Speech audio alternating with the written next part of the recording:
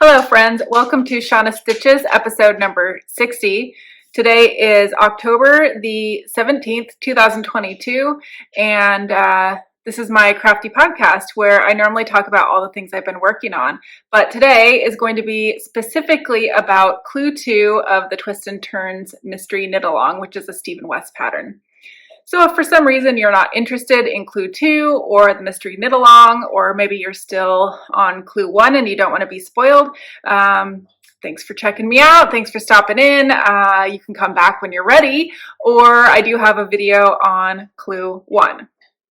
So that being said, there are going to be some spoilers, but this clue has been out for about 5 days now, so it's not new anymore.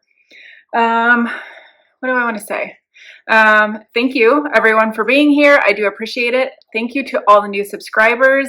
I assume that is because you are following along in this journey and we're all having so much fun together. We're all being surprised and getting to knit things that maybe we wouldn't normally knit. And to me, that's a lot of fun. I'm coming to you from my home on the Oregon coast. And it is kind of overcast with a little bit of weird sun coming in. So if I get some weird shadows or weird lighting, that's why. I don't have anything too professional, so I don't have like studio lights or anything. You'll also see my dogs walking around because that's what they do. Let's get into some mystery knit along chat. And I dropped my yarn on the floor. The colors that I'm using are all Knit Picks palette. Which is a 2-ply fingering weight yarn from Knit Picks. It is all wool, I believe. Yes, 100% Peruvian Highland wool. This color here is my main color, and that is called Almond. Oops, see, I told you, weird lighting. Maybe that's better. Almond.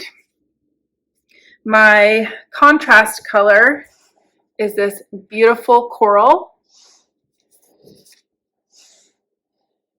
And I learned something from you all. Thank you so much to everyone who told me how to pronounce C-O-N-C-H. That's what this color is. It's pronounced Conch. Who knew? I didn't know. So yes, Conch is a beautiful coral. And then my accent color, or my pop, is this beautiful pink called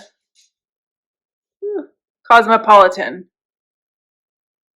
I feel like that's out of focus, but you get the idea. Those are my 3 colors. And I've explained it before, but I based them on the Stephen West palette by La Bien Aimée called Sansa Flora Sansa. I can never remember. Anyway, if you go back to my talk about Clue 1, I mentioned how my colors didn't turn out exactly the way I had hoped, but maybe that was a good thing.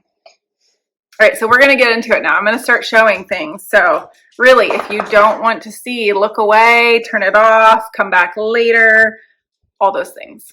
All right, so let's see if I can show. So this, oh, I'm giving a spoiler. That's Clue 1, the center part there with the braids. Clue 2 brought in these wedges and twisted stitches, which, oh my gosh, I love the look of these twisted stitches. Isn't that beautiful? I wish my lighting wasn't so funky, but let's see, what time is it? It's about 3:30. It's a little bit later than I normally record, and the west is that way, so the sun is starting to go down, which is why I have this weirdness. But yes, hopefully you can see those twisted stitches. So pretty. I know some people do not like purling through the back loop. It's not something I've done a lot, but this did not seem to be too hard. I was thrown for a loop. I'm trying to think. I can't remember now which side you do first. So they're mirror images of each other. But the first one that you knit, which would be section 2. It gets confusing because there's clue numbers and there's section numbers. So clue 1 was section 1. Clue 2 has 4 sections where you do 2, 3, 4, and 5. So yeah, section 2 Very straightforward. You're knitting and it's broken up by your pop color of the twisted stitches. No problem. I get ready to cast on section 3, which might be the other side, by the way. I don't know. Anyway, but section 3, and I think that I'm going to do the exact same thing. Just going to be knitting some wedges and some twisted rib. Oh no, not with Steven, you're not. One of these sections is completely purled, except for the twisted rib. The twisted rib is the same, but it's all purled. And I wish I could tell you which was which. I think this side might be the pearls, but I'm not 100% sure. That being said, if I can't tell a drastic difference, that's a good thing, because I know some people were really struggling with their gauge being drastically different. And actually, I took a short little video the other day to send to an Instagram friend to show her how I purl, and I will pop that in here. Just bear with the fact that I literally had my phone propped up here and I'm knitting like this. So I think it's pretty good. It was definitely more centered than I thought it would be. And luckily it's very short because I don't think I could maintain that for very long.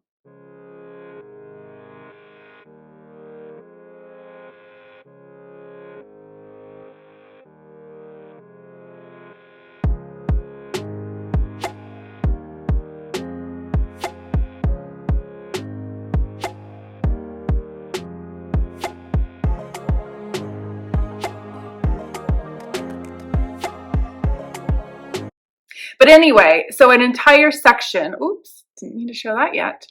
An entire section was all purled, which is crazy. I don't think I've ever done that much purling in one setting, or not one setting, but any one project ever.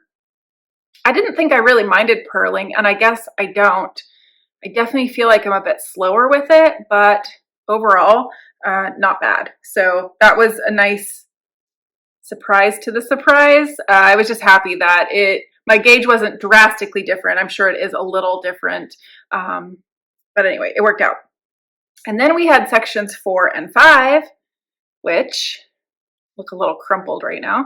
But it's these beautiful cables, and it's in my contrast color, which is the coral, which I love. So Steven describes these as the antler cables, which I have knit before.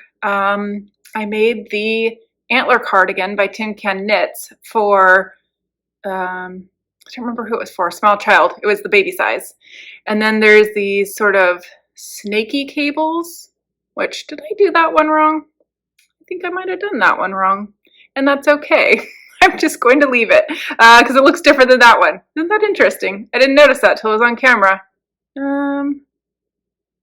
Yeah, so this one crosses over, and this one does not. And it's not supposed to cross over, so I have one special cable. Then the other side looks the same. I think without my special little cable detail, but that's okay. And so I did take a picture, but you can kind of get the idea here of how it looks. We left our edge stitches on waste yarn, that's what this blue yarn that you see here. So both sides are still on waste yarn. The bottom was I-cord bound off, which is where we've been doing our picking up from. So where this is going to go, who knows? I do think there will be more added to the bottom, especially because it's not super deep yet, but it is getting fairly wide and fairly deep. If we try it on, this is what it's looking like so far.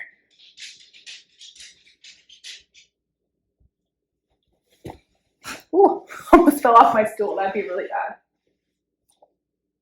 Anyway. So overall, I think the pattern is really interesting, really neat. I'm enjoying knitting it. I'm definitely learning new things, which I wouldn't say it's my number one goal of the knit along, but I know every year that Stephen's going to teach me something new, whether it's to be patient through a lot of purling, which I know a lot of people figured out some workarounds. And I'm not going to lie, I was tempted, but I also thought Stephen knows what he's doing. He's the expert. He designed this, and there's a reason for the way that he is telling us to do the shawl. I heard a lot of people didn't like the wedges and the twisted rib or the cables, and I'm not exactly sure why. Maybe you're daunted by cables, and if that's the case, I would just say that these are very easy cables, and they look good even if you screw up. So but yes, if you're worried about cables, I am no cable expert. I have not knit a ton of cables in my life, but I have done some. And as far as cables go, these are very straightforward. As in, some cabling, you will have knits and purls within the cable, and it kind of like helps the cable motif pop a little bit. But for these, the cables are only knit. There's some purling in the background to kind of separate where the cables go. And once your pattern is established, it's super easy. I kept referring to the pattern just to make sure there weren't any twists or turns coming up. But the purling and knitting, as long as you were not on a cable row here, was super easy. The other thing I want to say about my yarn, I mentioned it's the Knit Picks palette, 2-ply. And 2-ply is not supposed to be great for cables. It's not supposed to have them appear very well. And I mean, obviously I don't have one in a 3-ply right here where I could compare them, but I'm quite happy with how my cables are popping so far. So what's next? I cannot even imagine where we're going on this for clue 3, but I'm very excited to find out.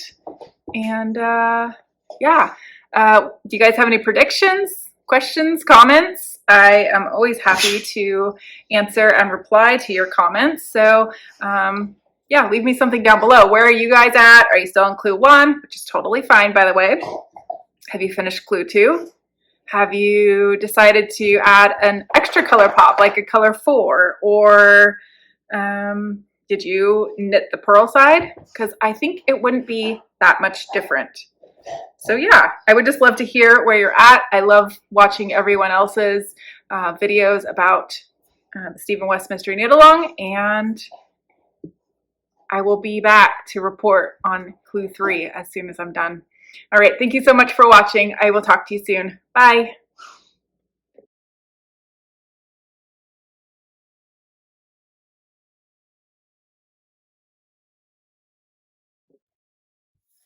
Hello friends, and welcome to Shauna Stitches, episode number 60. Today is, what the heck day is it? What a way to start.